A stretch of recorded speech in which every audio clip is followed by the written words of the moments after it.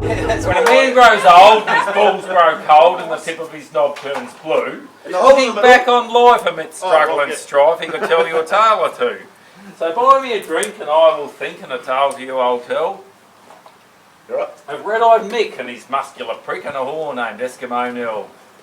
When Red-Eyed Dick and Mexican Pete felt sore, depressed or sad, it was mainly cunt that bore the brunt, though the shootings weren't too bad. Now Red-Eyed Dick and Mexican Pete had been working Dead Man's Creek, and they'd had no luck by way of a fuck for nigh on over a week. Just a moose or two and a caribou and a bison cow or so. And a sheep. But to Red-Eyed Dick, who was a king of pricks, he found this fucking slow. So Red-Eyed Dick and Mexican Pete set out for the Rio Grande. Red-Eyed Dick with his mighty prick and Pete with his gun in his hand. And as they blazed their randy ways, no man their path withstood. And many a bride, her husband's pride, knew pregnant widowhood. Well, they hit the banks of the Rio Grande at the height of a blazing noon, and to slake their thirst and do their worst, they sought Red Mike's saloon. They came crashing in with doors a-swing, both prick and gun flashing free. According to sex, you filthy wrecks, you'll drink or fuck with me. Well, they knew this trick of Red-Eyed Dick's from the Horn to Panama, and with nothing worse than a muttered curse, those gringos sought the bar.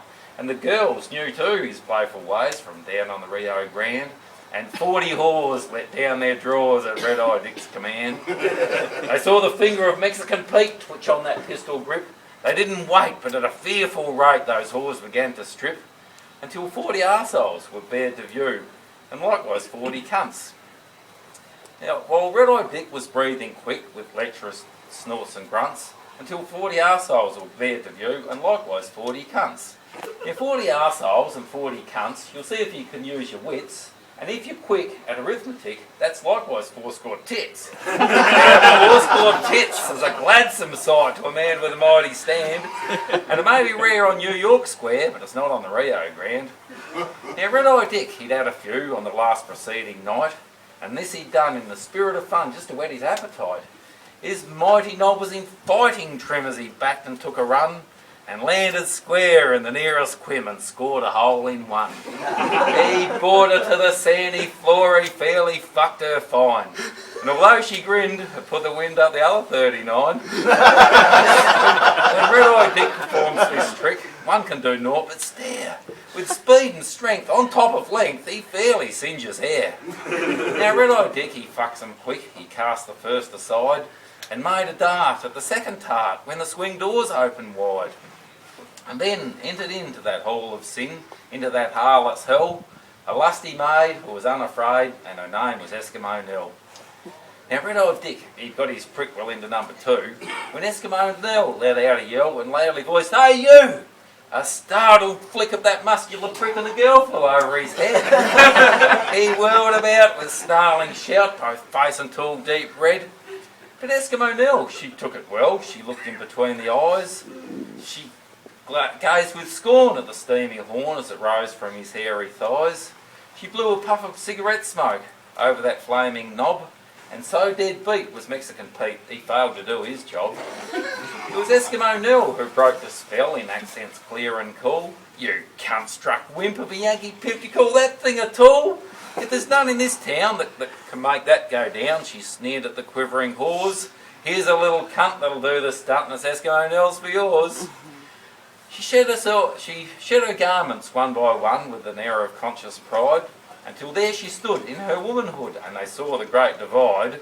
Although fair to state, it wasn't that great, but it had a solid rim, viewed from without. It left no doubt of the tensile strength within.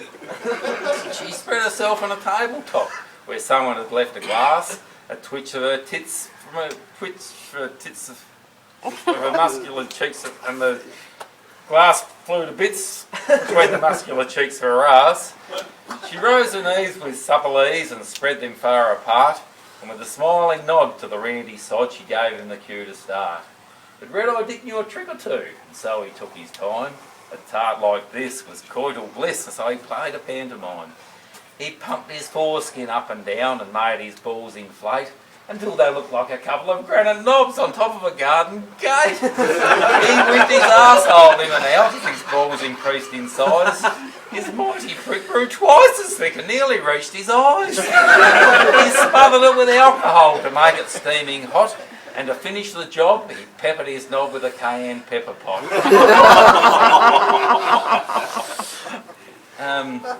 He didn't back to take a run or take a flying leap. He didn't swoop, but began to stoop and steadily forward creep. With lustful light he took a sight along that gleaming tool, and the dead slow slide as it went inside was calculating cool. Have you ever seen the pistons work on a giant CPR? Yeah. Well, you think you do, but you haven't a clue. Have you ever seen you know what pistons are? Well, you think you do, but you haven't a clue of the ins and outs of that prick, or of the work that's done on a non-stop run by a man like Red Eye Dick. But Eskimo Nell, so the onlookers tell, lay smiling and aloof, with a strength of 10 in her abdomen and a vault that was bulletproof. Amidships she could take the jet like the flush of a water closet, and she gripped his cock like the forged steel lock on the National Safe Deposit. But Red Eye Dick, he could not come quick, he meant to reserve his powers. He had in mind to grind and grind for a solid couple of hours. But she lay for a while with that subtle smile, and then the vice-like grip grew keener. With a gentle sigh, she just sucked him dry with the ease of a vacuum cleaner. You're recording this.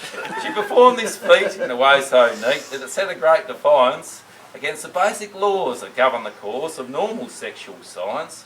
She singly rode through the well-known code which for aeons had stood the test, and established rules of established schools in that moment or two went west.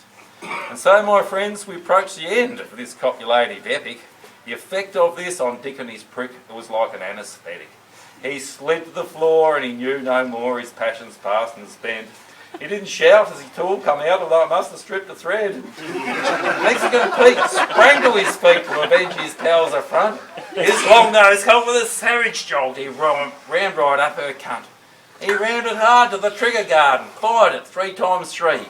But to his surprise, she closed her eyes and squealed in ecstasy. She rose to her feet and looked so sweet. Bully, she said, for you, although I might have guessed it's about the best you Yankee wimps can do. But next, my friend, you two intend to sally forth in fun. Buy a Red Eye Dick a sugar stick and get yourself a bun. I'm going back to the frozen north where the pricks are hard and strong. That's the land of the all-night stand, and the nights are 6 months long. Where they fit it in as hard as tin, the land where spunk is spunk. Not a trickling stream of lukewarm cream, but a frozen solid chunk. Back again to the mighty men of the Terrorabolic. I'll go, my friends, to a worthy end, for the north is calling come. So when a man grows old and his balls grow cold and the tip of his knob turns blue, and the hole in the middle refuses to piddle, I'd say it was fuck, wouldn't you?